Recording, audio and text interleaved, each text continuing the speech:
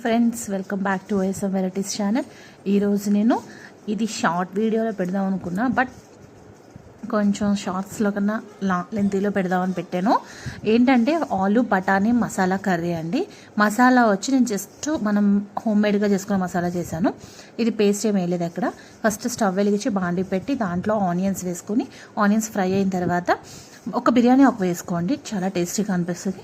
అలాగే ఆనియన్స్ వేగిన తర్వాత, ఆనియన్స్ పచ్చిమిర్చి వేగిన తర్వాత దానిలోకి మన బఠానీలు వేసి ఫ్రై చేసుకోవాలి. ఇవన్నీ బాగా ఫ్రై అయిన తర్వాత అల్లం వెల్లుల్లి పేస్ట్ వేయాలి. బట్ నేను మర్చిపోయానండి. ఉప్పు, కారం, పసుపు, వాటర్ అన్నీ పోసిన తర్వాత గుర్తొచ్చి అల్లం వెల్లుల్లి పేస్ట్ వేసుకోండి.